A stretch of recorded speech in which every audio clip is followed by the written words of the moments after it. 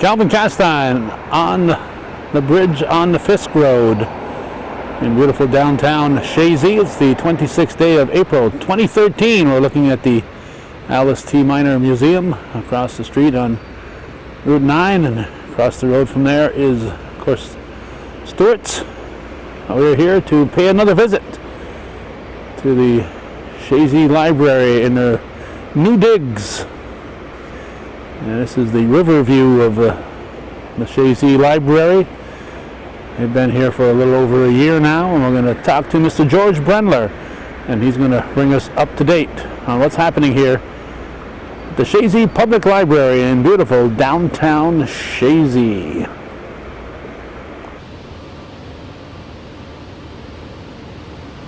Okay, I have to point out that I'm on an incline here, so it makes me look like I'm taller than George, but actually we're pretty close in height, right, George? Right, we are, right? You got a couple of inches on me, that's all. This is my longtime friend, George Brendler, and George and I go back almost 30 years. At least, yes, back into the 60s. That'd be 50 years. 50 years, well, yeah, I kind of remember the name. I've known you for 50 years, but I'd say our friendship goes back to about the mid-80s. Right, when you started coming and taping, and this, I have to say that Calvin's coming to the field and taking videos at that time was very helpful to me, because I used them as a instructional film for myself, so I really appreciated it, and I tried to help him every time I could to make it easier for him to come and take the videos. That's right, you were the inventor of the booth. Right. Well, we had Calvin's Coop out there and a couple of other and Sam Shack. And right. Most places have a loading zone. Here they have an unloading zone. Is this where people come and just unload? You sit here like a confession, and you hear confessions here? Actually, no. This was because we want it to be handicapped accessible. We added this little spot in case someone comes with a handicapped van, and they can pull over and unload here, because there's no actual parking space. Okay. So that's what that's about. So then they drive down below, and the handicap parking. Right. Down below, they can park back there, or the driver drives away. Now, if a handicapped person comes, they could stay here if they're driving themselves. But there's also an entrance down below. Is that open when the library's open, or only for special occasions? It's open back there, but it's not. If the person that's handicapped wants to come to the library, they have to come in through this door. So really, they couldn't park back there. So, since you have to have a handicapped parking spot, you've got one back there. But the community room use back there. Okay. But did you introduce the reason we're here? No, I didn't. I didn't even introduce my camera person, Judy Castine. She gets mad if I don't say who's running the camera. Okay. Why are we here, George? Well, we're here because I asked Calvin to come back after about over a year now. You were here when we opened this building. Of course, we're in Chazy. For people that are looking in from outside, we're in downtown Chazy, and we're in front of what used to be Dr. Clark's medical office, and his property over here to the right. In 2009, he willed his medical office to the library, and we were really seeking a new home, so we moved over here in 2011. And then Calvin came and Calvin Castine, George. Right. Pleasure to meet you. By the way, with names, I get worse with age. Anyway, in 2011 December, we had a grand opening, and Calvin had taped up to that point. So I said, you have to come back, because that was phase 1 construction, and then we did a phase 2 through 2012. So that's what we're trying to show you, the public, and hopefully many of you have been here, but those that haven't seen, please come and see the building. It is your public building, and we're hoping that you take advantage of it and also make use of it, especially when we get downstairs. So that is why we're here. And I just wanted to point out outside here some of the improvements or changes that we've made since Calvin was here when we had the grand opening. We had the grand opening here by the... Come on over here, George, and we'll let Judy shoot at the building. We had the grand opening here, and we had dignitaries. It was kind of a nice affair. But back then, we had a sign that we had brought over from the old building, if you recall, Calvin. It was, in fact, we had a picture later of all the trustees leaning on the sign. That sign is gone, and probably the nicest change we've made is this new sign made by Plattsburgh Signs. It's a gilded sign. Okay. And we put some extra money into that because we felt it should have a classy appearance. It kind of matches what they have over at the museum across the street. Not as big. It had to fit the building. But that was one of the biggest changes. And other things that we added, we have, when we took the building over, this place was just completely covered with vegetation, encompassed with vegetation, including the house. And after we took everything out of here, some people commented to me, "Oh my goodness, it's an emotional reaction. They miss all the vegetation." But we took everything out, and so we also wanted to go to the point where we did the right job around the foundation. And it ended up that we had to put gutters on to deflect water further, and because there's a downstairs here that's kind of low.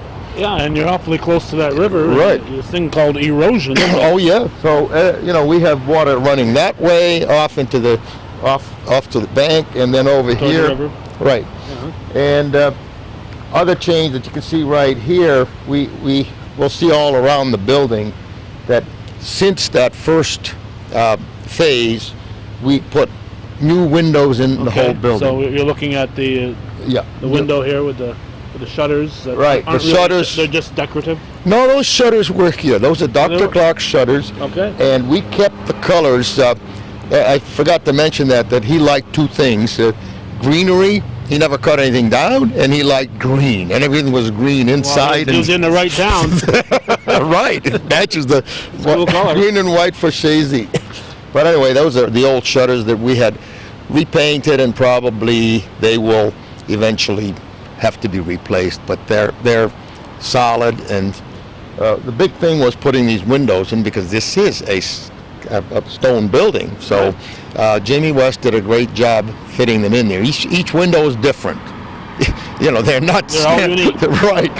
So that was one of the changes, and the thing you see up here, I don't know if we'll get close on it, is a drop box. Okay. Now that brown box. Yeah, that box there. Now that's unique because we have students in Chazy Central making project for the senior project. So we had, in this case now, we've had 4 different projects given us, and this was one of the first ones. And they get a mentor who we asked, could you give us something that we need, like a drop box? So this was created by one of the students with his mentor, kind of representing the old building. That's the unique part. That the roof looks like the old right. library. And if time goes on, it's going to look like the old building. It's going to get weathered. It's beginning to, it was stained, but I think it's going to get weathered, and it's going to look gray as the old building. Some people don't care for that, but the weathering. But I think that would kind of match the stone. Yeah. So that's a new thing. And then down here. Oh, wait a minute. Before we go, I don't know if Judy can see it, but there's a sign over the door now. Oh yeah, we want to get closer in on that. Oh, we're going to get closer in on that. Can you see it, Judy? Or it's kind of in the dark there, so we can get a closer shot of that later on. Yeah, we had 2 gentlemen over here to dedicate the building, and that was Jim Meehan and Roger Bodine, because both their wives were handicapped and had great interest in reading, and they could never get into the old library. So this was presented in their memory, this plaque over the door, the doorway to knowledge. And they both men were here to dedicate the building. So that's another. Cindy Bodine and Ann Meehan. Cindy Bodine and Ann Meehan. Yeah. And another thing what I have here, by the way, Jim Meehan is working on putting a flagpole in, similar to our neighbors, because they just felt we never had, in the old library, we never had a flag. There was no property to put a flag. They may have had a flag on the door, but so we're going to have a flag in this little green space. Okay. And have you got a pole yet? he's ordered the poles it's- from I forgot the company now, but it's a very all American, some name like that. Okay. You can expand it, you know, and bring it down without any problem. So he's going to get that. We have an outlet over here for the light to be put on it, and have a sensor on it that the light will come on all. Well, make sure you contact the Woodman of the World, and they'll give you all the flags you need. Yes, we had heard about that. That was kind of a nice gesture too, by the way. Yeah. I don't know whether he had seen that. The flag may come with the pole this time, but in the future we would definitely do that. Okay. Shall we go on to the side here? Sure. We'll look at the siding. Right over here, and then we'll go in. Okay. We can stay right. Judy will stay where she is, and we'll just talk. When the building was, when we first got the building, the sidewalk came way down over past this drain. Okay. And to come in here was very difficult. You didn't have a turning radius at all. So we added the unloading zone. The county came and the town took care of that.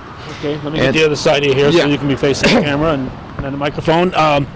Where did people park when they came to visit Dr. Clark? I know that these people on the Well, your street. wife asked about that. They parked on the street. There was no parking There was no in the back. parking lot in there. No. And generally, you know, they kind of staggered. I mean, some of them probably physically staggered, but they parked in front of his house. And there wasn't, I don't think there was any parking right here unless you were handicapped. Maybe somebody could have stayed here, but generally they parked down there. So anyway, he had I think the sidewalk came right out to here, but we needed to make this more accessible, and so that's our handicapped entrance, but we wanted to get it dressed up a little bit, and this was Jimmy West's idea to add this. We have some admirers going by. Your admirers. Actually, they work at the museum over there. We're big friends, all of us. Okay. To add this wall, kind of if people come and they want to use a wireless device, you know, they can sit here, or if the kids want to come out and read, it's something to dress it off and also have a flower bed. Because before it kind of was unfinished, he had lots of big bushes in here. So that we're kind of pleased with this. It's, Okay. What do you call it? The kind of stone that is.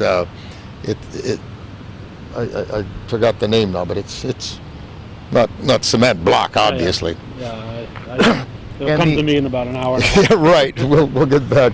Decorative stone. There we go. Let me ask about that eaves spot drop for coming down here. That must throw some water into here. It doesn't seem like it has any place to escape. No, that's a problem that I have bought kind of a rubber extension off of the drain to kind of spread it into the flower bed. Hasn't been much of a problem. I worried about that too, because it looked like you're going to catch a lot of water. Actually, it isn't that bad. Isn't bad? No, but there is a problem in terms of where it's going to go. We wanted to keep all of that away from the building. Judy can't see back around the corner. We might when we go out in the back. Another project that just arrived this year is a bicycle rack that was made by Caleb Miller. Caleb Miller, he just dropped it off. They had the project demonstrated last week, as a matter of fact. So we're very pleased with these kids. By the way, this was Devin Poitras, who is the son of Joe Poisson. Poisson, your man there, the fish. So, and his other son also offered us a project. He did some photographs, and it hasn't gotten here yet. But that's kind of nice that the kids are thinking of us. And the other thing we added, he had a little light here, a decorative light. I don't know what you'd call them. It's a sidewalk light, whatever, outside light. So the board felt we needed a motion sensor light. So anytime you come near here in the evening, those two lights go on, and you can see where you're going. Plus, we do have a big light in the back, Okay. in the parking lot, which we'll see later. So why don't we go in and see what has happened inside in the meantime? All right, and while I'm looking at them, we'll mention the hours. Oh yes, yeah, go ahead. Okay, Tuesday and Thursday, Tuesday and Thursday, 12:30 till 8 p.m. Wednesdays from 10 to 5, so it's open through noon on Wednesdays, and Saturday at 9 till noon. Right, this sign, by the way, was, we tried to bring things over from the old building and kind of blend them. This was made for the old building by Ray Devins as a gift. He's been very helpful with things like that. Okay. All right, we'll move on in.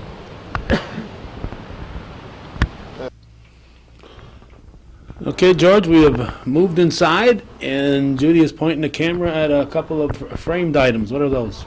Excuse me. I thought that we owed some kind of remembrance to these people that had served the old library for 110 years. And we have two plaques here honoring them. One of them is the directors or librarians that serviced the old library. Okay. And because it was kind of a break in time. This is a new building, but we really had quite an attachment to the what we call the Hubble Library. So these directors or librarians, I got all their names and also the number of years they served. And if you see, there's a watermark in the back on the Showing the old building. showing the old building. And on this side are the trustees for those 110 years, and they're also starred to show the number of years they served, because some of the names never show up in anything. So I just felt that, and by the way, speaking as the president for now, so I kind of made I suggested it. Executive decision. But then I did kind of, because I just felt they deserved recognition, and if they were not in other way represented in the building, they're forgotten, and that's not fair. So that was, I don't know if Judy can get them, but they're well, at least now we have a record of it. Could people come in and read it? And we should point out the name Hubble Building. That was the law office of Julius Caesar Hubble. Right. 200 right. years ago. And then the thing about the Hubble building is that, in fact, I'm doing a little paper right now on the thing, but it was 100 years in existence before it became the library. Yeah. So here we got a building that's 100 years, and then 110 years more for the library, and it's still there. So it's quite, and also these names, by the way, tie in with all the people that have been involved with the town, and it just is amazing to see. As you know, with Champlain, when you start talking about all the history of it, it's the same thing here. Well, we're tied in with the history. Yeah, we're also tied in with, of course, in that time period until 1804, Chazy came off of Champlain at that time. Right. Chazy and Moores came off Champlain in 1804. Right now we're celebrating the 225th anniversary of Champlain, which was established in 1788. But Anne Moore, the daughter of Pliny Moore, the founder of Champlain, married Julius Caesar Hubble. Right. It's amazing. This, as I'm finding in my research, when I got into this, that's what got me going. That people are interrelated, even involving people from Plattsburgh, because there's a Moore down there. Yeah, well, but there weren't many people around here. So. Well, there weren't. I think Suzanne Morse or someone. It was Dave. I've been looking at the Coopersville booklet on the church, and Dave Martin wrote something about Chazy back around the Revolution, and he made some comment about Suzanne said there were 5 buildings in Rouse's Point, and I think there was Chazy had 3 buildings or something. It was in the town. Yeah. Well, we got to move on here to that other plaque. This plaque, you notice, the same concept. Yeah. And that was kind of, I would say, I suggested something like the Dropbox, but Jimmy West created this plaque. Jimmy West, whose family also has a history in town. And the friend of the library had been selling those silver medallions back years ago, so we thought that would be a fitting thing to dress it off with. This is the facade of the old library.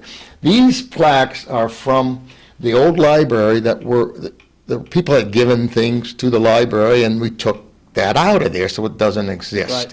So we thought we would Rather than throw those nameplates away. right show the fact that they did in fact donate something to the old library. These are, Burton, Emory Seymour, Burton, Sweet. Those names are very McEwen, Trahan, McCullough, Fulton.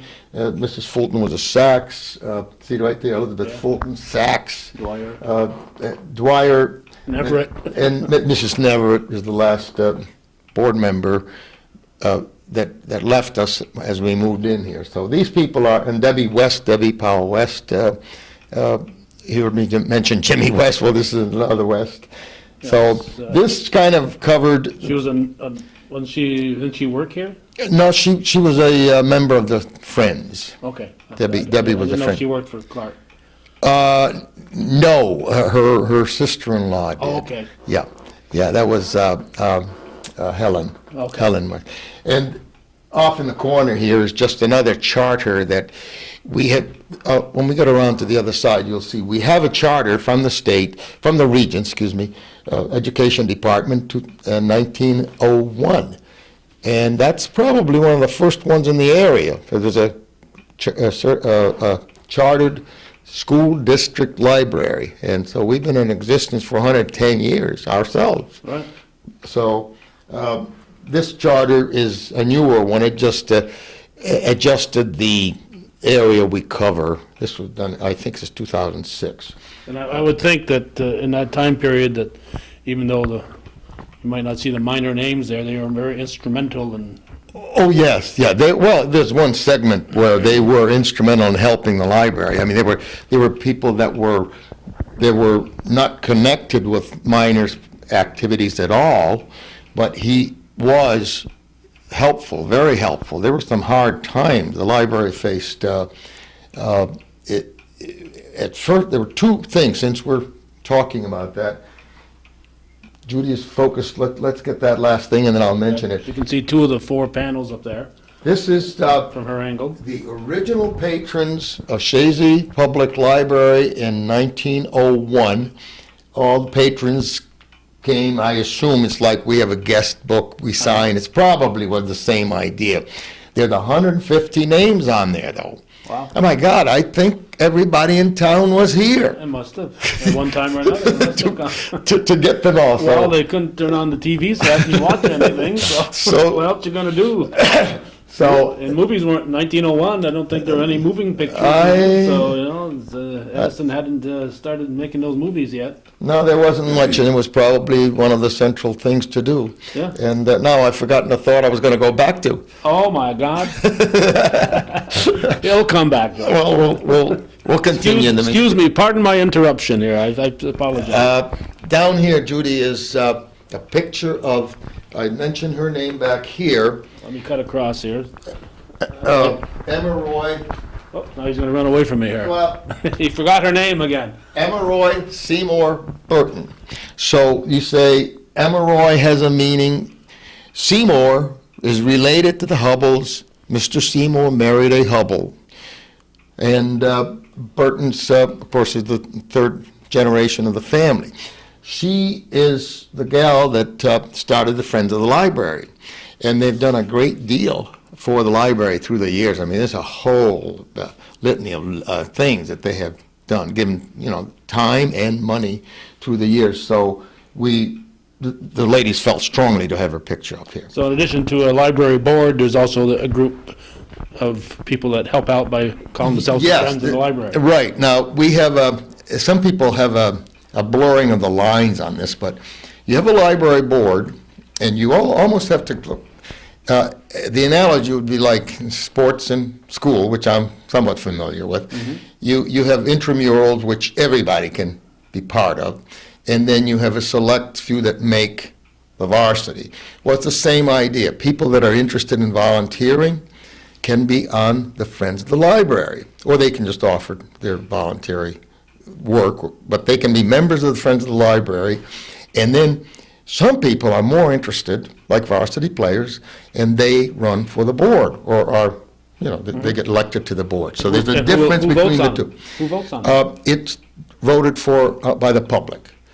At the school election, a board member is voted for the same way as a school board member. Oh. Yeah, their numbers are, similar in terms of votes that someone might get, elected to the board of the school board. And you got elected anyway. Yes, I had quite a few votes. Well, actually, did you outpoll the school board members? When I was elected, I got more than one of the school board members, but that's just name recognition, probably. They didn't know me yet. They knew my name. When you have a whole field named after you here in town, they got to know who you are. I wonder if that's the same George Brendler. The thing you were asking about was in terms of being part of the board, being elected.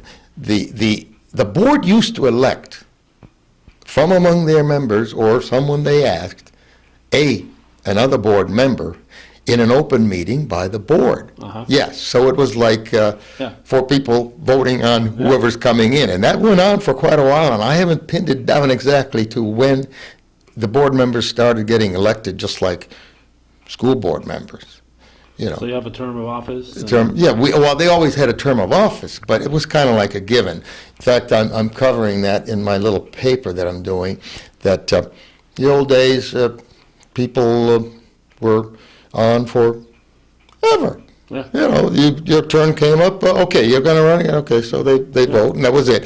So now that has changed, where people can, rotate. In fact, the offices are rotated too a little bit, so that different people have experiences at being president rather than the old days where some people were on. Were you opposed? Did you have to beat? If you did, don't tell me who. But to oppose? No. Generally, that has not been a.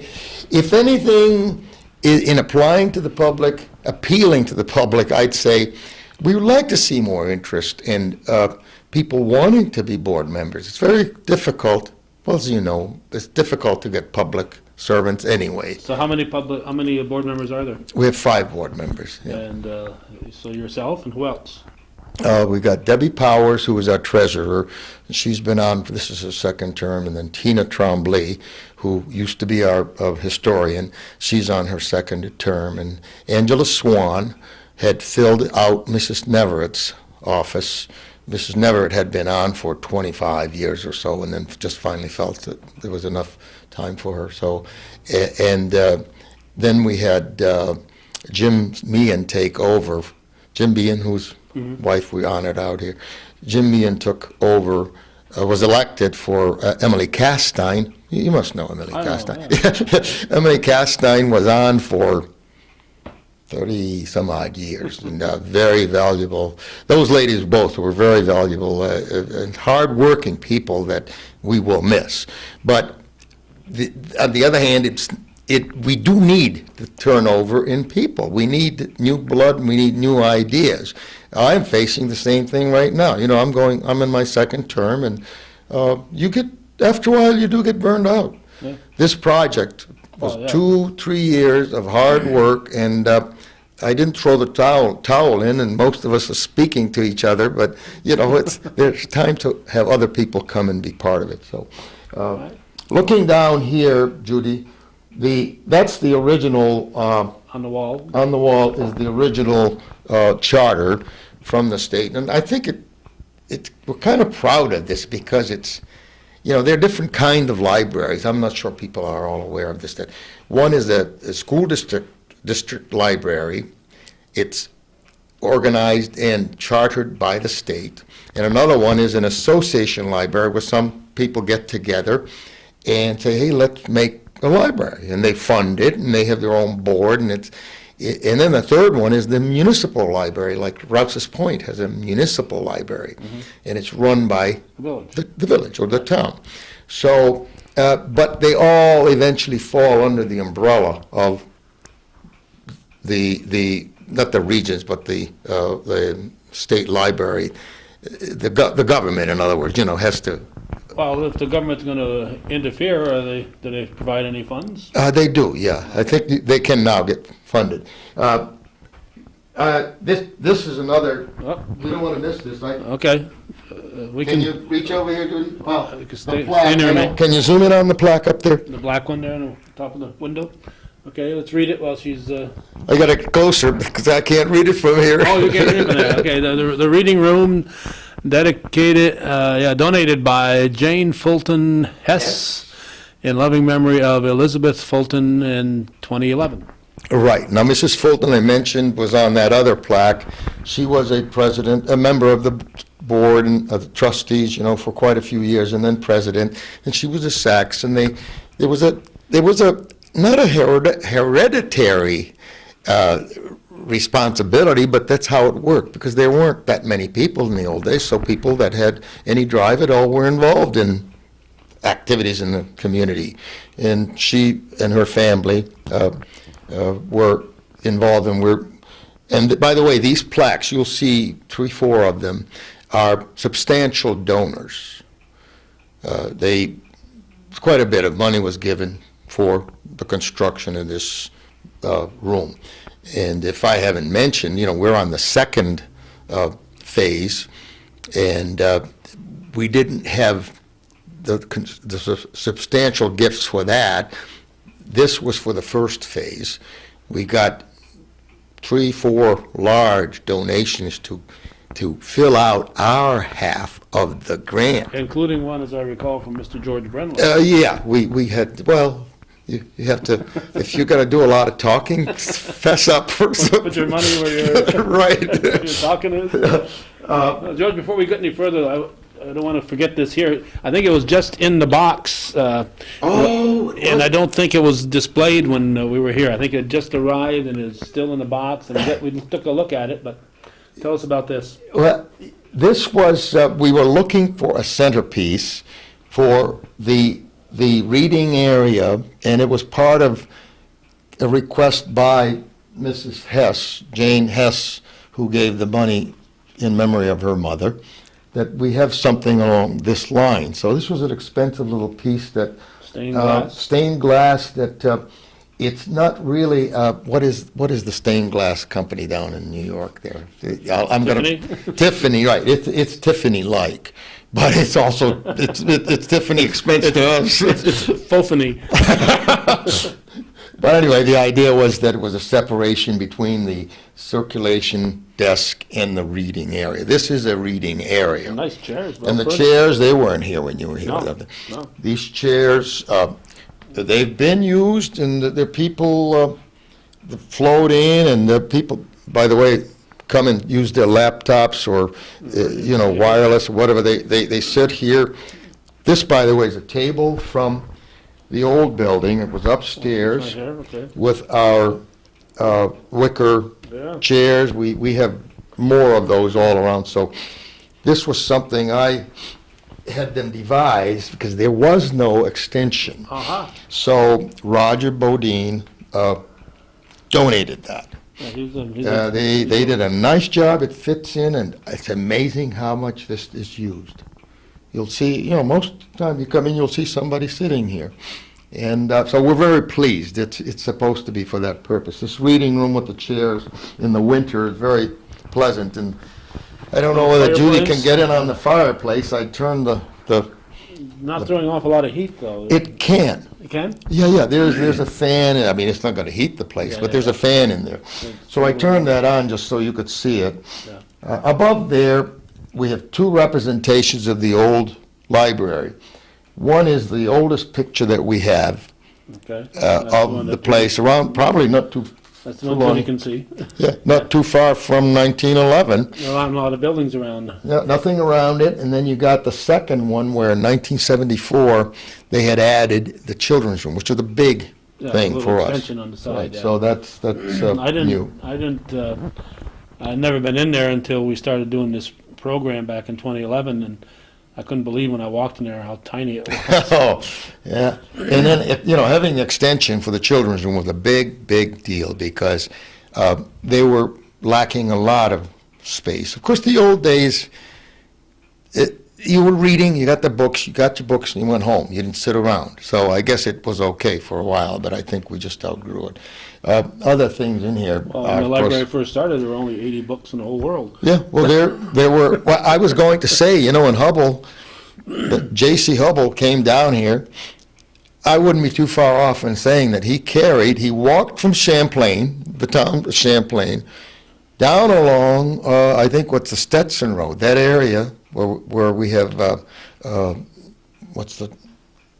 forgot now, the little town down there along Suckertown. Suckertown, carrying maybe 2 books or 3 books. That was it. So, things have changed. Of course, people always settled by the river. Yeah, well, because that was the path of travel. He didn't have roads. He did come down. Apparently, he came along a path, a walk, what do you call it, a trail or something. Yeah. But they said he walked. So, the other additions were like, we needed a reading lamp, and that was added later. I think this may not have been done when you were here the last time. The actual counter here? The counter, I don't think that was done when you were here the last Probably time. not. I don't think so. We had to do a lot of changes, so we wanted to, initially I think there was a bookcase here. And then we said, geez, with the nice chairs that we're going to have, let's have some warm wood. So that's how that came about. And this is just something that we like to encourage along the wall here. 4th grade students here? It's kind of like a rotating art display. We'd like to have a little more room for art, but this we encourage, and I think Mrs. Fairchild, our librarian, is in contact with Mrs. Pothast. She is the elementary librarian, and they come up with different displays. Unfortunately, I think you know this too, we can't go with religious themes anymore. So it takes away a lot of the natural production. I mean, my kids used to bring things home for Christmas and the holidays, Easter, so on. So you can't put it up there. There's no more Easter, it's spring, and winter is, Christmas is winter. Well, I think that pretty much covers this room, so we probably could go and visit well, one thing we didn't mention was the circulation room. Judy can probably focus in there a little bit. Where the desk is here? Yeah. The librarian. The librarians, I don't know whether we had the counters in the back. I don't think the cupboards were there. We have in the back, we have a staff computer where another volunteers can come in and work, and I think Mrs. Fairchild now uses both these computers. She has one for circulation, and the other is for work with barcoding books. And by the way, we have gotten we bought, because of not the grant so much as from gifts, to build a collection. We must have gotten almost 1,000 books. Wow. This past year. And of course, they have weeded out a lot of the old stuff. So it looks like when you look at the shelves out there, some of them, there's lots of room. Well, we need more for the So for we the weed collection. out the old books, so what happens to them? We put them in the book sale, and some we try to sell on eBay, and, but generally there's a certain amount that you just dispose of. There is a place in Malone, I forgot, it was a recycling place that would take these books, and I forgot the address, but I took a truckload over, and they will pay for handicapped heroes or veterans, or provide money for reading for them. I don't think they give them the books, but they provide money for them. So they sell the books, At and least to get some use yeah, out of them. yeah. It's So- a shame to throw them away. Yeah, that's basically all that changed there. Of course, we have still some clutter that just is the way it is at any desktop, the way. And Okay, so, we'll go into the other section. all right, let's move on. Yeah, I'm trying. Okay, we are moving along, and I'm going to hand hold the camera because we're going to be moving around here a lot. This looks a lot like the old school. Yes, what we're looking at right here we had about 5 different pieces of art, paintings that were given to Dr. Clark, and they were in his office, and of course we tried to transition them into our place, and this was one of the ones that was painted for him by Rena Pombrio from Altona. It was Mr. Pombrio's daughter, I think. Okay, and And- Pombrio was the principal? Principal over at the school, For a long time, at Chazy Central School. I So, know his son Royce. yeah, and I think maybe that's whose wife this Okay, was. maybe.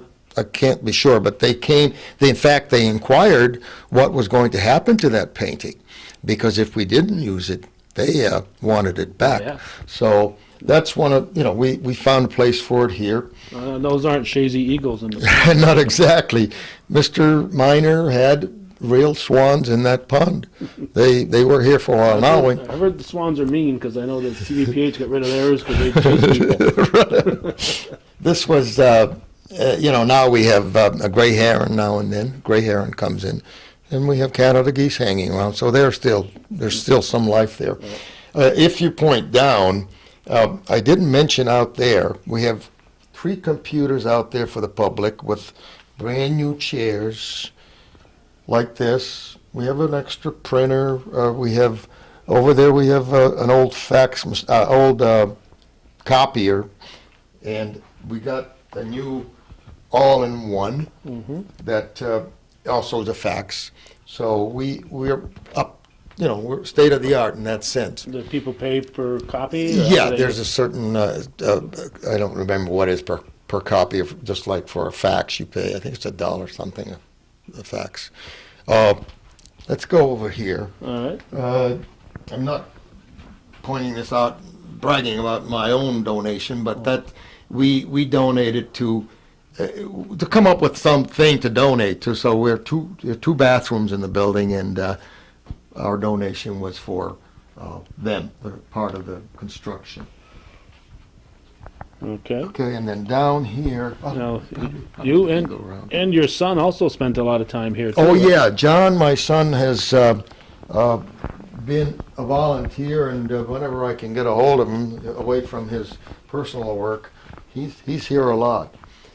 He even goes to some soccer games with you. Oh, yeah, that nice companion. My wife doesn't want to go to the games because of just the travel.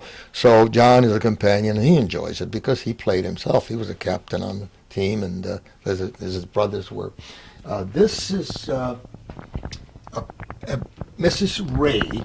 I don't know if you knew her, but she was Earl Ray was a farmer in town, and she, and a contractor, but she used to make cakes. She was big into making pastry, and she also liked to paint. So and she was a patient, and all the patients gave the doctor pastry, goodies, and so on. He probably never ate any of it, but the way he was kind of conscious of his weight. Yeah, he was, So anyway, she painted this, and we preserved it for her family. okay. This, by the way, I don't know, this was here before, but this is a reference section Okay. right here. Okay. And Moving right here's along. another one whom people will remember, Nellie Chevalier. Okay. She worked some time at the school, actually, as a volunteer, and painted some things at school. And this really, you say, what is this about? Well, actually, this location was a mill. It was a, no, I can't use the term here. I can't come up with the term. What? It'll come to me in a minute, okay? Okay, so some kind of mill Anyway, there. this location was where they made leather, okay? Okay. And Tannery? tannery, yes, thank you. It was a tannery, so I think this is her, you know, her, not description, but her idea of what it might have looked like. There was no water wheel here. Okay, and the Chevaliers, before the Kirks bought the Saxony, the Chevaliers owned it in Rouse's Point, and then, of course, Mark Chapman owns it now, and we just had that fire. Whoa! We're doing this on Friday, and on Monday we had that big fire. So the Chevalier name is tied in, now the Chevalier is tied into that, the Saxony. Yeah, well, most around here you'll see. It's like the town historian is having a visitation of cemeteries this, I think, next week end. What's his name? I keep forgetting. Yeah, you mean Bob Cheeseman? Anyway, I'd like to go see because all those names are tied in too. Right, and But make sure our names aren't there. Oh yeah, I don't want to see that. This was also, kind of an ornate frame here. Karen Bentley was a student at Chazy. Mr. Bentley was our music teacher, instructor. Karen was an artist, which we didn't realize, and she has a composite of the old school and had a certain number of them copied, so I have a copy at home myself. Okay, But and her this name was the is doctor's. Roger? Roger, I think it's Roger, yeah. Roger, I think it's Roger. Or Ragu or something. Yeah. All right, moving right along, and across we see through the window we see the Gray Gables, and we see the back of Stewart's, and we see the riverbank here. So I guess you know where we are. Yeah, the riverbank is ugly in the winter, but It greens up. it greens up. And this, Andy West taught at Champlain, at NCCS, and this was his mother, Mrs. Mary West. Okay. And Joe West was treasurer, or I think he was a town clerk.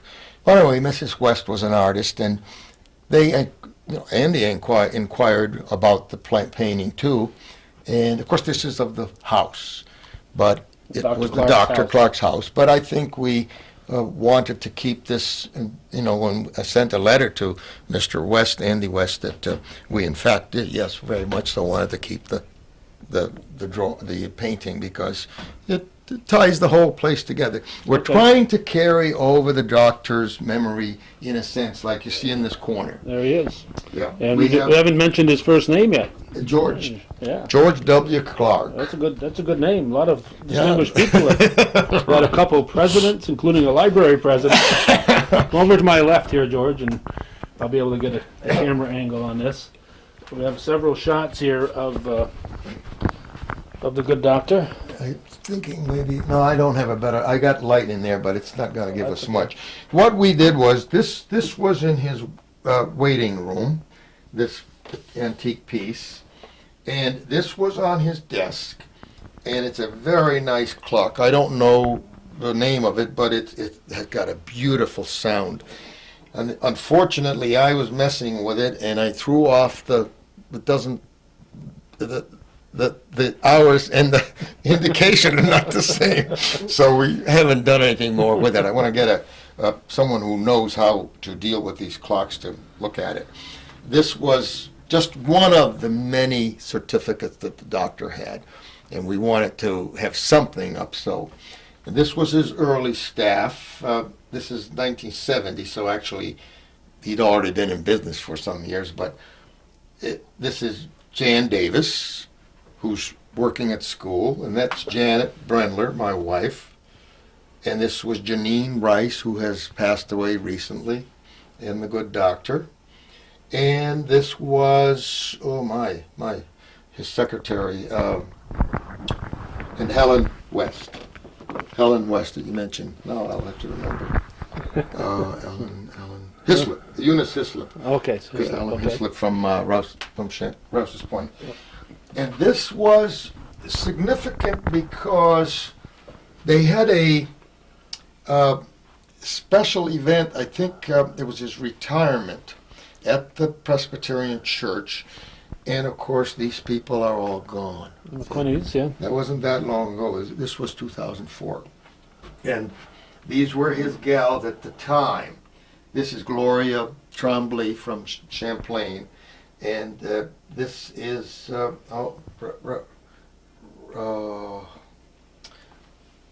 and Jan. Okay, but Renkovsky, Kathy Renkovsky. These gals, Jan and Kathy, stayed on. And I think Gloria too, to the end with him. Okay. So Jan Davis again. Yeah. Yeah. In fact, I've got right in my pocket here is a pen that Jan's keeping the scorebook for Chazy softball. My pen ran out, so she gave you one. Loaned me a pen. So now I was telling you about student projects. Right here is Alex Sweet, who of course is tied in with the family. Alex Sweet made this project last year for the library, and we were quite impressed. This is a lot of work. Yeah, it's a lot of work. It was Roger Bodine, I think, that was his mentor for this, and Dan Duffenall was the mentor for the one outside. But the interesting thing is that these chess pieces were made by Stacy Sweet's companion when he was up in Iceland as a Navy person, had nothing else to do in the winter, so he made these. And wow. when the table came in, Stacy came over with her friend, and they presented us the chess pieces. So the children or adults, I've seen people here, passing their time with it. Over. I would probably bring my checkers and play checkers on that. You could, I suppose. Over here, and I didn't say much about the stacks because that hasn't really changed much except for the number of books that we've added. Right. There are quite a few books. There was an addition of books here, for instance, just to mention that's young adult, and then we have juvenile, and then you have young adult, which I didn't even know existed, but there's a section for young adult. We're trying to get kids in that are, a young adult would be what, 13, 14, 15 years old? I don't know. Now let's talk about somebody wants to come to the library. Do they have to have a card to get in here? Yeah, they would. It's easy enough. Just come in and check with Mrs. Fairchild. She gets you a card, and it's electronic. Even if you just want to come read, you still have to have a card. I think you can come in and hang around and read. You don't have to have a card. You don't have to have a card, just if you want to take a book out. Right, you can sit and read here. Okay. I mentioned plaques before, so I don't want to miss these. This area, the children's room area, was donated by these two benefactors. Patricia Brown Neverett was the lady I mentioned, had retired. Right. She'd been on for 20 some odd years, and she mentions her little kids from school that she works with. But she and the Gallaghers, in memory of Amy Gallagher, who's been, I think you've covered that before. Yeah, they have the softball field. Right. At the Rocky Point. So they gave a substantial amount of money for the development of this area. And of course that doesn't mean just the things you see here. It was the construction and all that involved. Down here is a recent gift. Well, there's something down under your feet, for instance. That was from that initial gift, but we hadn't displayed it. These little rugs, for the kids to have something different to see. All right, This stained glass piece. Hang on, let me keep the camera rolling and. All right. All right. This stained glass piece. Here's the information on it. These are friends of Cindy Bodine. They used to gather, and I guess with Roger and these couples right here, and Roger and his wife. So they decided to present this to the library in memory of her. And this young fellow, Andy Beath, used to work at Erst. You remember him? Mm-hmm. And he lives downstate now. He's married to one of Margaret Tremblay. Yeah, Maggie. So she's married to a Tremblay, and her husband created this piece, which is, there's a lot of personal contact here, connections. Yeah. So we're very pleased with that. That's Bob and Tom's sister and Skip. Yeah, right. Will you describe how Skip used to catch those soccer balls? Right. Oh, yeah. No, that was chesting the ball. Boop, Boom. He didn't have to do much work. That was called a chest trap.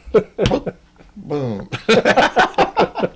Okay, we're going to go down in the basement. All right, Okay? we're heading down. Yeah.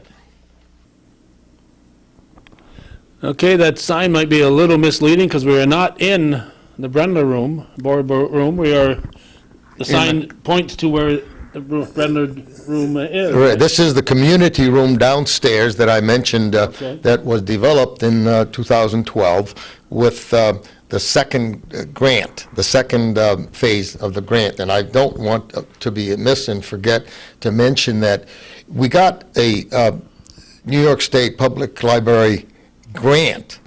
50% of it we have to pay. So we were fortunate, though, that ACT of Lake Placid, the trust, I think it's ACT Trust or something in Lake Placid, got the library in touch with the Charles Wood Foundation, who wanted to see more technological development in the area for libraries in particular. So we pushed that angle, and this room, we talked a lot about the possibilities of it, well, also putting the computers in, but using this room in that sense, like having a projector, a digital projector here, having people that would come in and take classes in the corner down there. We have a desk set up with a computer, and for personal improvement. So anyway, that Charles Wood Foundation. Now, that's the Great Escape story. Yes, they do a lot. He was a good friend of my friend Hardo Monaco. Right. Yeah. See. Now the foundation though is down in Fairfield, Connecticut, but we had to justify, kind of show them what we were doing, the progress that we were making down here. But what I'm getting at is that our 50, they kind of gave us half our 50. So we made out, we only did a quarter of it. So we made out fairly well on that. Of course, we have spent a great deal of money developing the property anyway. We went beyond the grants because of the gifts we've had. And it's not just monetary gifts. I mean, people, yourself highly included here, put a lot of hours in here. The hours, the now, physical are labor. you able to use in-kind services? We didn't. That never came up. And there are some grants where that's considered, but it wasn't in this case. And if I were to do it over again, the whole thing, you couldn't do it where you contract the whole thing out and to a subcontractor. So that's why we put so much time in ourselves. But it would be nice if I had to do it over again. I would rather do it that way, where you contract and have someone just come in and do it all. But we did there were other people. There were people like Steve Lapierre, a local guy, came in, plumbing, wiring, and so on, doing the demolition phase down here. We put a lot of time in. It kept me in shape, believe it or not. Since I stopped, I've noticed a difference. It's the physical part. Use it or lose it. So you were using it. So you were okay. Now, this people who saw our first video. This place is really. Oh, this has changed. Yes. Yeah. If you were here back a year and a half ago, this was kind of like a barn down here. And the biggest thing that we had them do was we wanted to be sure, because we're so close to the water, and of course because of the high waters in the spring, we had never had any problem with it, but it's close. And then we had Irene. Was it Irene? Yeah.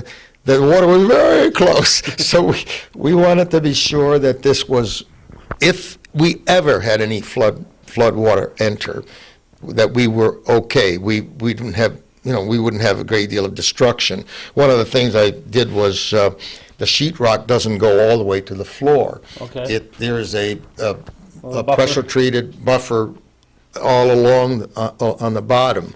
And back on that side, we did a great deal of insulation. In fact, all around we have great insulation. I think it's 2-inch insulation along there somewhere. No, it's only in the wall, excuse me. Along here, you have insulation, so it's normally a very much warmer place, and the only thing we have to be careful with is, because it's a downstairs room, we do have dehumidifiers going all summer, and it seems to keep it dry. So who can use this room, George? We're hoping that nonprofit organizations, generally, it's free for them. And right now, our policy is we have not put any figures in the policy as yet to rent to people that might want to do other things than nonprofit. You know, birthday party or something, or I don't know what else you'd have, but we haven't approached that as yet because no one has asked about it. We hope that it'll be, we have clubs, we have a knitting group that comes down here. We had a Dajan, it's a Chinese game, a group that plays Dajong, I think it's called. They play down here. We have literacy volunteers. Every week there's one or two sets of people that come down and they're tutored down here. So, and what else do we have? Well, of course, we had our big, we have a book sale down here. That's our own. And the Friends of the Library had a Christmas affair. Very nice down here so far. But we're hoping, because we have it, and we didn't have it before, we had no place for people to come. Now that we have it, we're hoping to have... Well, this room is as big as your original downstairs at the old library. Oh, good God, yes. Now, the other thing we did here, by the way, I mean, it's all new, so anything you see is new construction. Right. Plus, we had windows that were actually not too bad, but when we were looking at all this construction, we decided to put new windows in too, so that you start fresh. Hopefully, no one will have to do anything new in renovations for quite a while. And we also have the building wired. There are outlets here for plugging in the phone, plugging in the computer. You know, there's a net like that.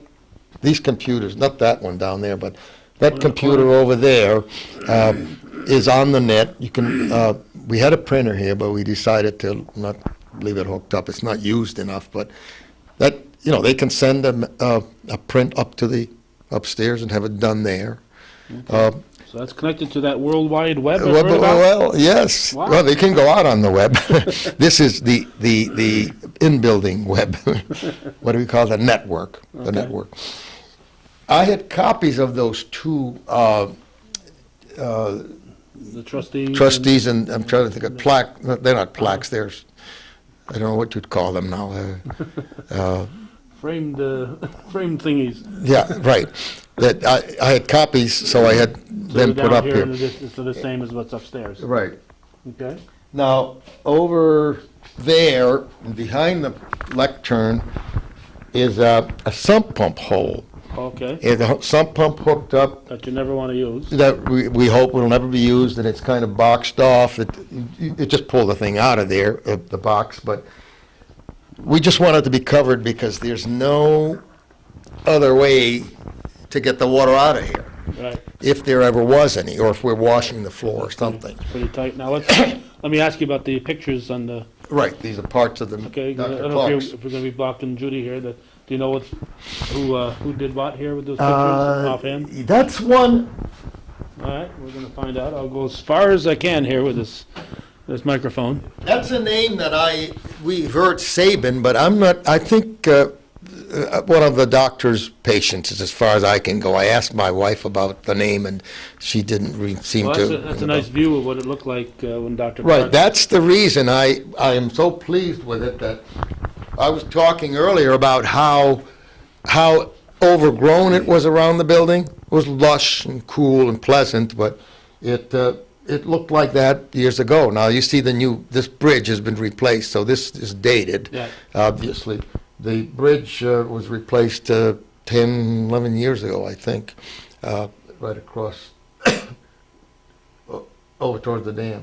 Okay. The other one was the old library, old Hubble. which I like, the old Hubble Library right here. And it's Dickinson. There were Dickinsons in the list before, you know, on the trustees list. So I don't personally know who that person was, but that it was a nice job. You know, I use this a lot for myself, just as the picture for the library, the old library. We didn't mention anything about the other construction right here, the kitchenette. We so far have not made a great deal of use of it, but we wanted a place where people could, you know, a couple of people could come down, have a coffee, and have a little meeting. This area right here with the counter. In fact, that table in the corner is Hang on, I gotta. I'm pulling Judy's camera with my microphone cord here, so we gotta relocate that because she can't point at you. Modern technology here, so hopefully the sound is still coming through. And okay. continue. Are we on? Yeah, just. Oh, okay. Right here, this was something that, in trying to appeal to the younger generation, we were looking ahead. We didn't know exactly what we wanted, but we thought maybe if we have some teenage activities, there could be a bistro table, which turned out to be too big, but because of the space. But anyway, that was for kids. If there were youngsters down here, we haven't come up with the mechanics of it, but teenagers that sometimes like to come around and play games or do something, this would be available. Now, of course, you've got to supervise, and that part we haven't covered yet, but we only have one employee, so you have to have a volunteer to oversee this. So right now, the use down here is more or less, it's run, whoever the group is, They take they responsibility. take the responsibility. We wouldn't be, having the librarian oversee it. But anyway, we had this from Chazy Hardware, all the furniture, the counters, and the cupboards. and that the appliances were from Ray's Appliance. Ray. Oh yeah. Ray has done a lot with hockey lately. Yes, Ray Gay, national champions Wow. and state champions, and what else? God, yeah, I guess so. So he was very good he had to hold those pieces for us for a while because we bought them, and then, of course, the room wasn't ready. But eventually, we got him in here. What I'm pleased with was, initially there was a concrete floor that, when we started the construction, I said, we don't know. Well, we were threatened by water, and we really were worried Oh yeah. that there was seepage through the floor. Yeah. Boy, this is, let's not put anything down. Then we finally found that it was staying dry, and we decided to use tile, and the tile becomes part of the floor. The way this is done, there's no cushion in between. Okay. But they were Chazy Hardware, tiles, and I think we got a good deal on them. But they're not cheap. Each tile is I don't know, $2-3 or something like that. Yeah. Wow. But what I'm pleased about was Jimmy West, who did, by the way, the downstairs contract was won by the West brothers, so he did all this work inside. This is one of the few where we had everything done by the same people. And upstairs we had a lot of different people coming in, and because we weren't sure, we had to make changes as we went along. Now, because there's state grants and stuff, do you have to put it out to bid and take the lowest bidder? Well, we would do that. Yeah, we did that anyway. Yeah, you follow the same pattern. Yeah, we did. Yeah, we didn't just select somebody. I mean, But fortunately, it worked out. It worked out that there was someone else. They were close, but I was pleased. I liked the two companies that I was finally down to. I liked both of them, and Jimmy came through. So, because sometimes, because they do good work, they don't necessarily take the lowest bid. Right. They don't end up getting the bid. Yeah, sometimes you get what you paid for. Yeah, and exactly. Well, we were looking at the pattern here. I had gone up to the Legion Hall, which was being tiled and created and tiled. And here in Chazy. In Chazy, and they had this kind of tile, and I said, I like that. And their floor was kind of diagonal like this, with a skirt or pattern along the side. So I told Jimmy, I said, could we do something like this? So he came up with little things like put a little diamond in here to break this off. This is a different area. Put a diamond in there. He put little diamonds under the door over here. All that takes time. Yes, he said, oh, this costs you a little more. But I just felt that having this delineation all around, you might not see it, but then you do. Right. You don't miss it if you don't, but you don't appreciate it either. In other words, if you're looking at a plain blank square floor, it's not going to look as good. So it may have cost us a few $100 more. The other thing down here was, of course, we added a bathroom, a handicap bathroom, which I mentioned. And then down in the corner is a kind of a utility room. It's where we have our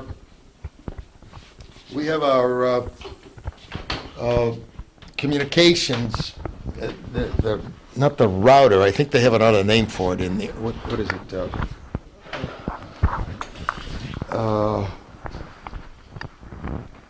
It's. Geez, I forget. See, I haven't been dealing with it lately, and it skips my mind. But it's the where all the wires come in from all the different lines come in, and right in there. It's a big. Looks like a computer, and so we have that locked off, so that if the public uses this, they can't get in there. Right. And also our electrical panel is in there, so on. So if you want to take a look in the room down there. Does the organ have any significance? The organ was the Slossons, who were a musical family.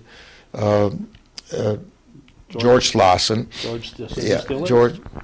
George says he still is musical. Well, he's still musical. He doesn't give up, I suppose. But anyway, they had this electric organ, and they wanted to give it to us, so we took it thinking, we don't know whether it's really ever going to be used for anything, but it's here. So if somebody wants to come in and have a little family gathering or something, maybe they'd use it that way. As of now, we haven't used it, but these things, you grow and things change. Like this corner right here was initially, because we're into the technology concept, we had this like a little office area, block, a cubicle. Right. In fact, we have two dividers. We're going to have two cubicles in case we want to be offering a class for, retraining, somebody who wants to, but it hasn't happened yet, but we have the equipment for it. So in the meantime, we said, well, instead of having it set up, we'll do it if we need it. Right. So we don't have it set up as a cubicle. It's like these computers; they would normally not be here. These are extra computers, and I have to give a plug to people because we have gotten. They're used, but they're okay computers from the border. We've gotten 2 different gifts of 4 computers. From the And U.S. border? Yeah, from the Border Patrol, U.S., what is it now? It's called Homeland Security, But they are good, solid machines. And John, my son, is kind of the volunteer technician, so he works and keeps working on updating them and replacing certain ones. And in fact, more recently, just 2 weeks ago, United Way offered some computers. Well, it turned out we picked up some from them, but see, the problem is when they're dated, these are not upgradable. So in replacing something in the future, they may not be of use to us, but I got a couple of them anyway in case we could use the parts. So we're in good shape in terms of that, having the technical equipment. Yeah, so if somebody has a Commodore 64, don't take that. No, I would. The other thing that this was here, back of Judy there. We had a larger collection of paperbacks. Books. We had right here, and to your right, Calvin, we had 2 racks full of books for the book sale. And these 2 are what's left for next year's book sale. So what's happening is people will come in, excuse me, and ask for used books, and we're offering them. So they can come down and pick some out of here, and we rotate this. We get stuff donated, we put that on the shelf, and then take the older ones off till next year's big book sale, which is in August. So we have a rotating book sale, but that's basically what that's there for. It's not collection. I didn't mention collection development upstairs, but the 900 books, the thing that I should mention was the Kay Kern, I don't know if you know the name, they're involved with the Three Steeples Church. Right. Lee worked for a Granger company out in the Midwest, and when Lee and his wife offer us a gift, they triple the thing. So they give us $500, we get $1,500. So we've gotten 2 gifts like that. So we have $3,000 worth of books that have really are, because of the gifts from the Kerns. And so we rotate those old ones out, they come down and go in the book sale. But we thank them. And we have a collection development committee that's actually led by Emily, that picks the new books out. So when Emily Castine? Emily Castine. So she is a former board member, but we can have people from the community, knowledgeable people, help pick out the new books. So we're doing well in that way. Of course, some people will never be happy. There will be some people always looking for some new book that we don't have. But we can't meet everybody's requirements. It's just like the children's room upstairs. We have done a great deal of improving, but there might still be someone out there say, "Well, you don't have this book." you never can meet everybody's wishes. Okay. Before we move on, I'm going to just throw a few things out here. Yeah. A lot of things go through my mind, and there's a lot of space in there. If you've ever listened to me at the ball game, there's things that just have nothing to do with the. That's good. I'm still in math. I go off on tangents. You mentioned Lee Kern. If it weren't for Lee Kern, we probably wouldn't be standing here right now. They had in '75. They had a layoff at Sheridan Ironworks, Harris Graphics, and Lee chose me to lay off. So if he hadn't done that, thrown me out the door, I wouldn't have gone that evening and met up with a guy named Rod Barlow, who was about to go to work for Woodman of the World. And that's the first I'd ever heard of Woodman, and I worked for Woodman for 12 years. But starting local programming was a Woodman of the World project that I started in 1983. Interesting. Yeah. And yeah. So this is the path that has taken us. It's amazing how things develop, Yeah. And you said that in a positive way. You didn't say anything bad about him. If somebody laid me off, I wouldn't be too happy about it. 11 years later, everybody was gone. So, right. Yeah. So yeah. No, they've been very, very wonderful to us. And you mentioned Slauson. We've got about 8,750 videos online. I've got another 7,000 or so to copy and eventually put online, besides the stuff we're doing on a daily basis.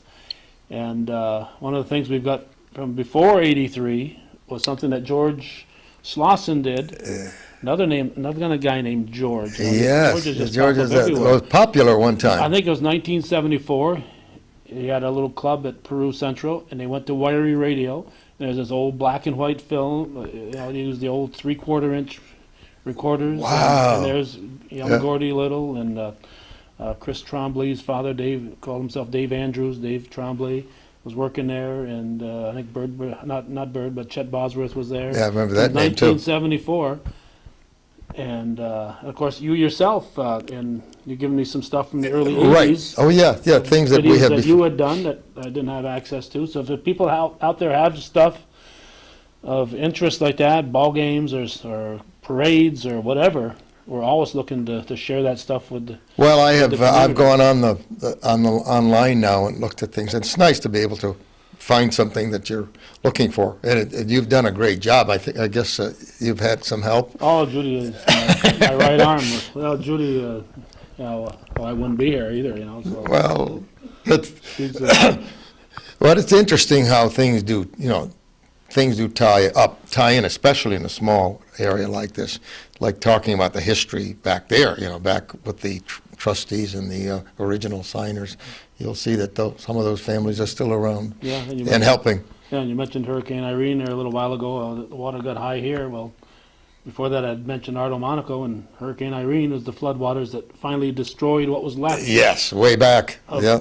But what was left, you had a few buildings still standing, and they just got washed away in 2011. I saw someone had it on. I think I don't know. It wasn't you. A clip of what do you call the place? Land of Make-Believe. The Land of Make-Believe, and I had gone there with my kids when they were just the right age, and it was really a beautiful thing. It was they ate it up.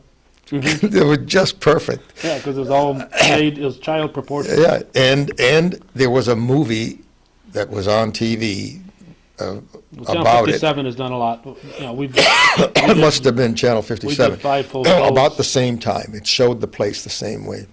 Yeah. So. We've got some old film that Ardo had given us all of his home movies of the place too, so that's available on the website. But yeah, Channel 57 has also done a nice. Well, yeah. By the way, we want to plug that because we are talking about communications and information. In fact, the little booklet I'm working on is to outline how communication and information and education, they all go together, and the community people work for that and try to improve it. And that's, I guess, is giving back.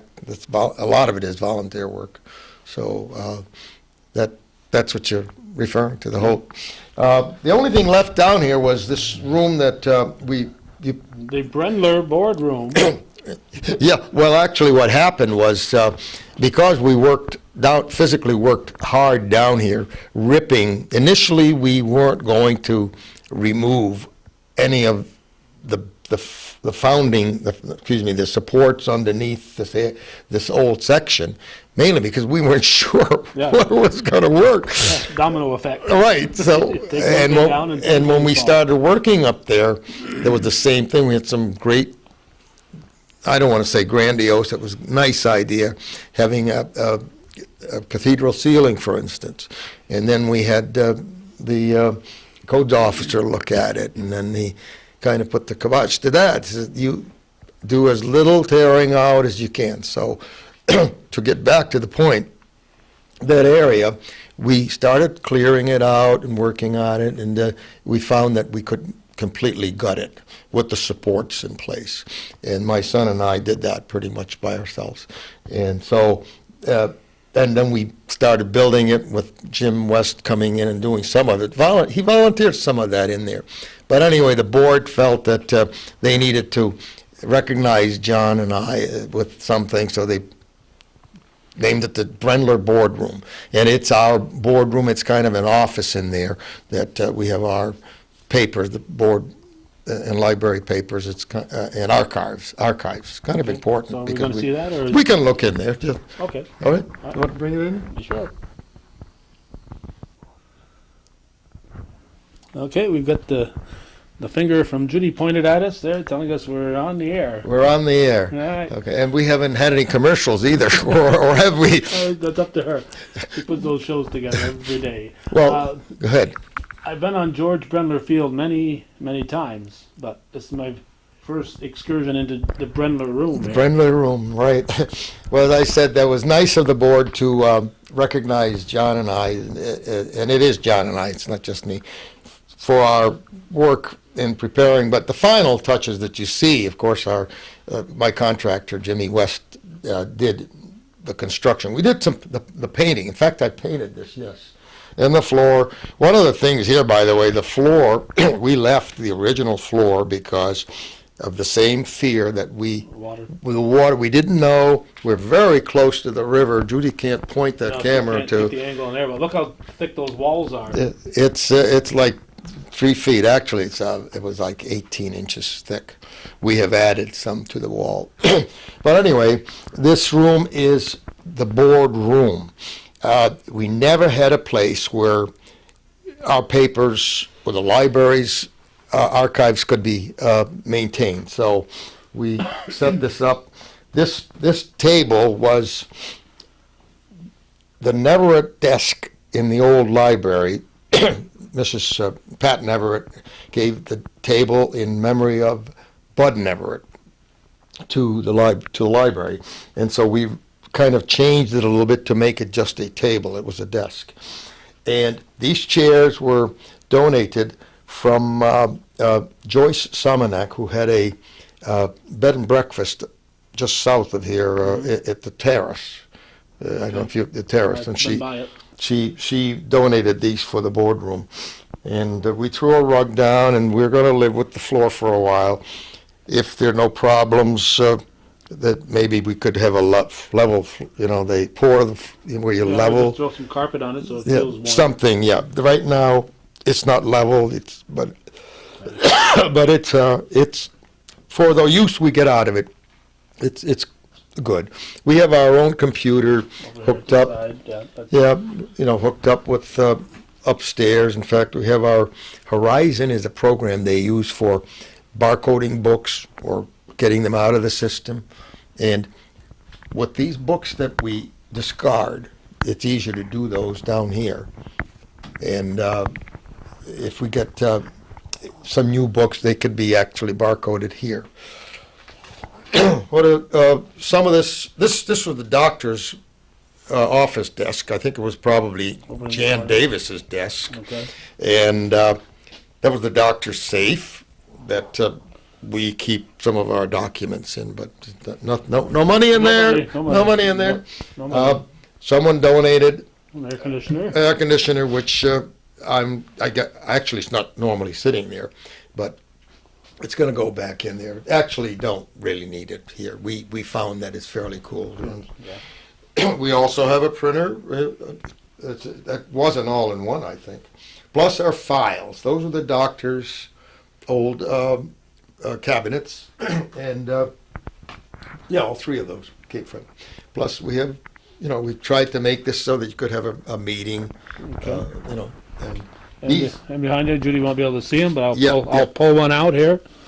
These are books. Were these part of Dr. Clark's? These were Dr. Clark's books, which we haven't really addressed as yet, because some of these probably have greater value than just selling them at a yard sale. Right. So we have, and the other thing too, we have to be careful with down here, and we're monitoring it with the dehumidifier is books. Yeah. Humidity Musty smell. is not good for books. So far we're okay, but you can sense this is a little more humid down here than upstairs.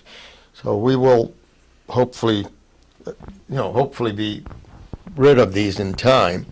And I mentioned the projector, that we can use out there, been used. We had a class for how to go online. I'm going to step in front of you, and I'm going to pull this down so Judy can. That's our last board that represents, except for Emily Castine on that. I don't know if she can get it without the glare. Can you No. get it? All right, I see Jim Yep. Mahan. Go ahead. Yeah, you got Jim Meehan, who had just come on, and this was Angela Swan, who is going off this year, unfortunately. Yours truly, and then Tina, and then Tina Trombley, and Debbie Powers, who is our treasurer, and hopefully they'll be with us. But it's a boardroom, so I figured, hey, let's put the picture up of the final group, and the beginning group is up there. And you're eating popcorn. Well, that's something I'm not entirely in favor of, but these ladies work, see? You don't the like popcorn? No, I mean bringing food in here. Oh. After working at this, I don't want, You don't want crumbs on the floor. floor?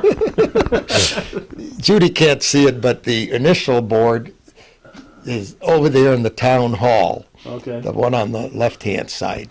That was when we first got the building. And then we have the board meeting in the building, even as it's being developed. It was our first meeting. So I thought those were classic. No, that's okay. The other thing that... The only people who will be upset will be the people who are... Well, they do know. You can't get a picture of it because you're too close, but these doors glass doors, and the one down there in the other room was my idea to preserve some of the old building down here, work it in with the new. So these, like this, one of these was the side door and the other one's the front door of his office. And the third one, I think, was in the back of the building. So we worked it into, to give us more light also. Yeah. And This- recycling too. Yeah, well, but they're also good doors. unique. Yeah. This room is Francie's, the librarian's storage room. Oh, You know, fancy. Francie. Oh, Francie. Francie. This is Fairchild's storage room. But what we're doing is kind of bringing the excess books that I was telling you about in the sale. We keep getting books. People donate books, so they sort out the ones that we might actually accession is what you do in the museum, but what we do is barcode and put it on the shelves.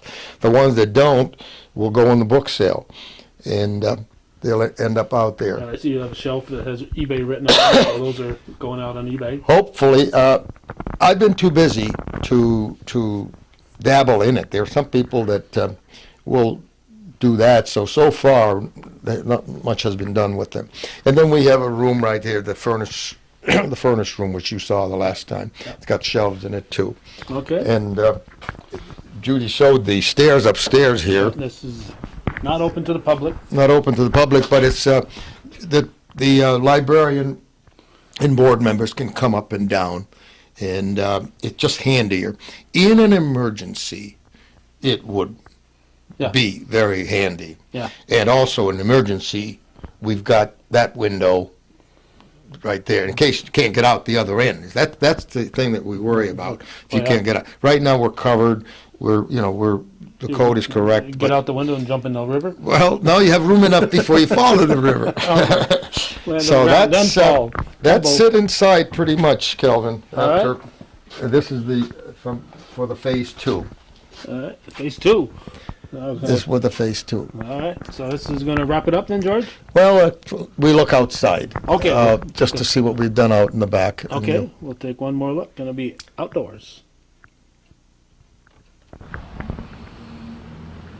All right. We moved outside. I got my coat on. George is a soccer coach, so he doesn't need a coat.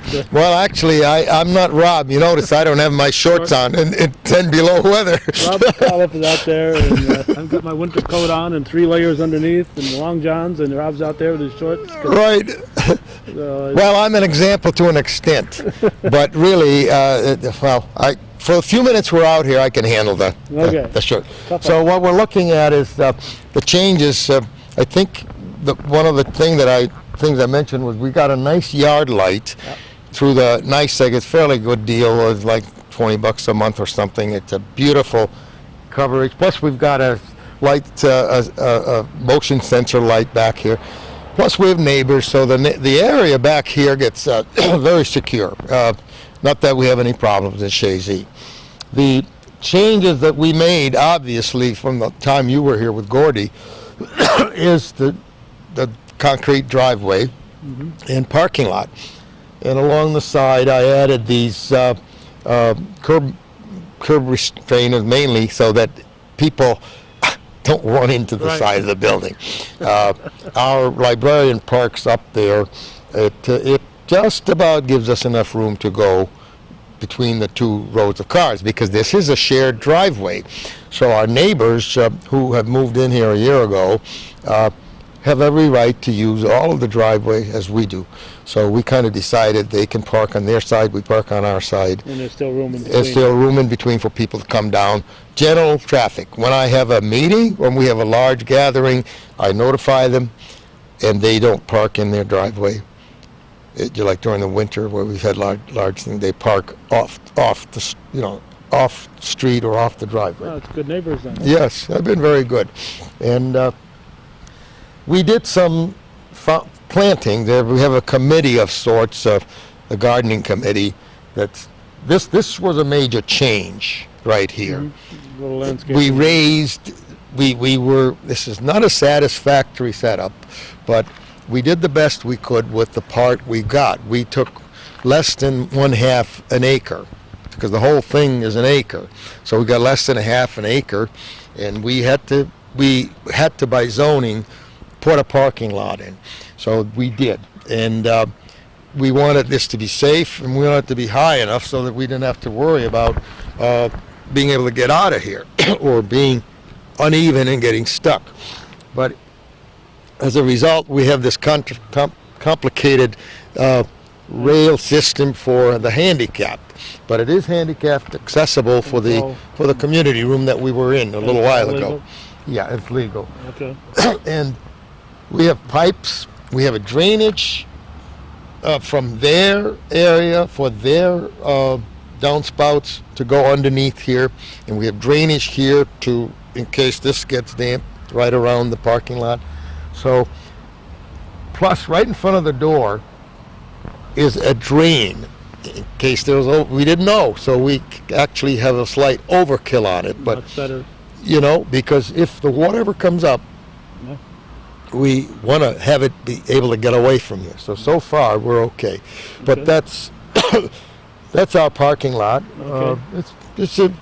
I think I'm satisfied with it. Okay. It's we can point down this way here. All right, you got a picture you want to show us? Yeah, I want to show this. Can you get this, Judy? Okay, this is a gazebo. Go ahead and talk about it. Yeah, we have up on the hill there. It was kind of a dream of mine to have a little area for people to just pass the time and read. And we have this ordered, and it's coming within a week or two. Who knows, maybe 3 weeks. But it's supposed to be up there. Okay, so by end of May. Oh yeah, I think we'll have a little opening event, and it was partially funded by a local benefactor whom we'll recognize, a local person that wanted to give a substantial amount of money towards buying it. Able to give us the name now? I don't want to do it till we will dedicate it. He didn't want to be mentioned till he dedicates it. So we're hoping in the back here to have activities, you know, maybe have a concert or something in the summer, and we can put chairs out, but that's down the line. The committee, the board generally is interested inside. I'm more interested in some of the stuff outside here and enjoying the grounds. I'm going to volunteer Dr. Andrew West to come out here with his four-piece group. Right. Well, that's one of the things I thought. See, back some years ago, Andrew was one of the Adirondack Brass, I think you called it. They had a nice gathering at the museum, and I enjoyed it immensely. And it's a nice pastime for an evening of the summer. So hopefully we can have a couple of things like that. And Lang at the school might bring his kids over, you know. So Frank Langer. Excuse me, Frank Langer. Yeah. But that's where we are in terms of what we saw almost a year and a half ago. But getting close to a year and a half ago, yeah. But we're done with the two grants, and we're grateful for all the volunteers and all the benefactors making this possible. And I sure appreciate your coming over to expose it. And Judy, well, we got to thank her, right? Goes without saying. And she hasn't put her gloves on yet, so we're okay. So, but thanks for giving us an opportunity to share it with the public. And I do want to thank everyone who has helped. And I'm rather pleased. You know, we never have a perfect product, and things are going to change a little bit, but I think the building as a whole is solid, sound, and I think the public got their money's worth by all. We considering some of the funds that I've seen expended for other places, we did very well. We won't mention any names. Yeah, right. Until we go shut the camera off. Right. And I think Dr. George Clark would also be very proud. Oh, my goodness, yes. Yeah, of course, we will forever be grateful for him being forsythous enough to give us the building.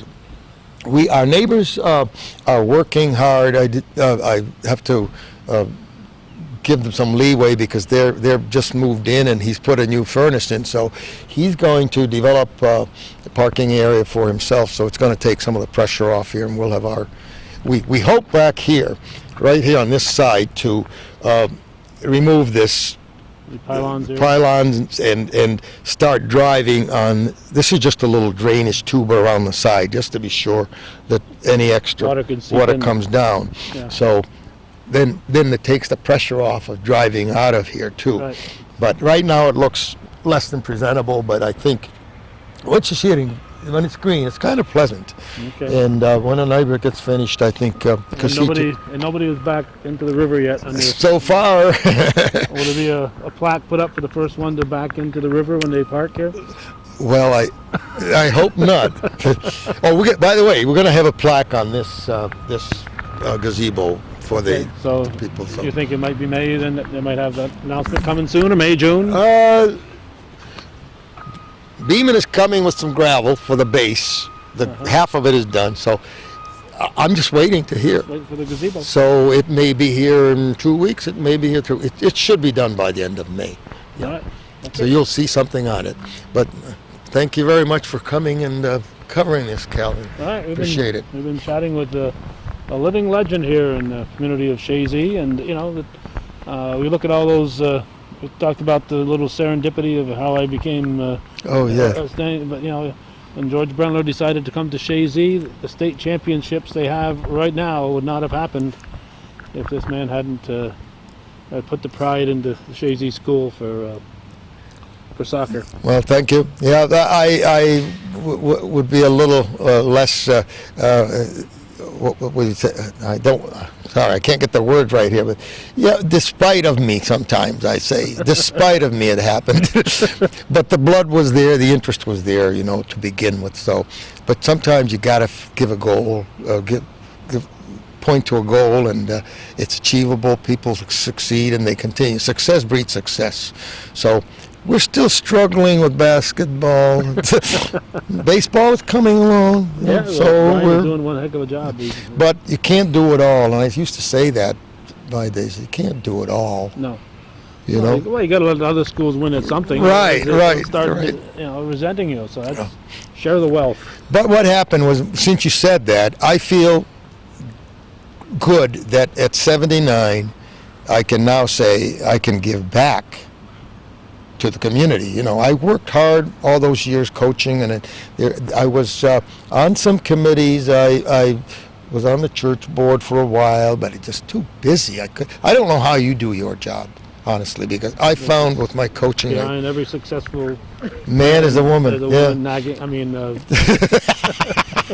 So anyway, I am glad that I had the opportunity after retiring to be able to give back to the community. I worked 10 years at the museum, and this is hopefully I can last the next few years and put in 10 years here. And then I've done my bit, let someone else take over. Your legacy will be well. Well, I just feel that at least we've done it. So I feel good about that. Yeah. And the opportunity. First, it gave me an opportunity, too. Yeah. So it's a two-way street. Yeah. On behalf of the entire community, I appreciate what you have done, George, over the years, and continue to do for the community of Chazy. It's a nice legacy for yourself, a young boy who spent the war years in Europe. Oh, yes. And came back here into the States. And to finish off, I don't know if you watched George Bush yesterday. Parts of it. Yeah, he was dedicating his library, and he says there were days where I was a lot. I don't know exactly how he put it. He was a lot farther away from the library, where he didn't even know where it was. And then I think of Patton saying the same thing. Of course, they're both in their own way brilliant men. Well, I class myself in that category. Part of my problem was because of my European background. When I came here, I had to learn this language at 13, and my reading and my reading really never I just never got to be a fast reader. So to be involved with the library, some people say, what the heck? Plus the fact that I was a phys ed man. What phys ed man reads a book, So the well-rounded. Right. So I'm trying to round myself out of my old age. Okay, we're talking to George Brendler, and our focus has been on the Chazy Public Library here in beautiful downtown Chazy. Thanks for watching. Longtime viewers of Hometown Cable know that when Gordy Little, or even back when Bob Venn signed off sometimes we'd come back and have a little addendum, and today is no exception. Not long after we signed off, George referred to his list that he was carrying with him from time to time, and and realized that there's some things that he wanted to make sure to include that we may have kind of just skipped over. So, George, we're here looking at one of them. Right, we're back inside, Calvin. I really feel bad about this. I looked at my list. I gave you, in fact, I emailed you a long 3-page list of all the things I was going to discuss, and then You expected me to memorize. right, because I left my clipboard in here. So afterwards, forgive us, everyone who we might have ignored here. But the major thing that I wanted to mention was that. To keep the record straight, probably one of the most important benefactors and donors was Emily Castine, with her time, all those years working as a board member, and then her donation. We're talking about a 5-figure donation here. The library shelves or stacks are a gift to the library, and we have a plaque here, which I had meant to mention on our circling around here in my discussion. So can you zoom in on the plaque? I just did, yeah. Okay, and this included all these shelves, metal shelves, the wood, the fine wood ends for the shelves, and I just wanted to be sure that we understood that the record is straight for posterity, and Right. that it's documented, historically correct. After all, this is kind of a historical document. That's right. But history changes, so I'm not going to change it. No. Forgive me there, Emily. Yeah. So anyway, I wanted to be sure that we give credit where it's due, and by golly, if anywhere it's due, it's for Emily, for her all her work and dedication, and these. We're proud. I mean, this is kind of the centerpiece Well, of it certainly makes it much more attractive than just having the shelves there. Yes. Having this wood veneer here and just really looks nice. And the other thing that I want to clarify too is that Emily was on the board, and then she has now gotten off the board. But I asked her to be chairman of our collection development because of her knowledge and her training, and she has a master's degree in library science, so she can be helpful to Mrs. Fairchild. But she selects or helps select with the committee, select the books that we refer to, the $10,000 worth of books out there, more than that, $3,000 worth of books recently. But anyway, she doesn't actually buy them, if I said that. Right. Francie, Mrs. Fairchild, is the purchasing agent for the books. So, and I'd like to take us downstairs Well, because before we go here, I just want to yeah. mention that Wendell's name is on that plaque too. Yes, I mentioned, but well, if I didn't say it, I thought I did. Yeah. That it's Emily and Wendell, and it's joyfully given, which I kind of like. That's Emily. Yeah, not grudgingly, but joyfully given by Emily and Wendell Castine. And I should point out that Emily, although many people might consider her a native, just like they consider George Brendler a native, that's not the case. Her family was from the big city, and they had a summer place up here, and she was a flat bark. And in fact, some of the property that her father owned is where the hockey rink is now here in Chazy. Well, I didn't realize that. I thought they were down by the lake. Yeah, Emily.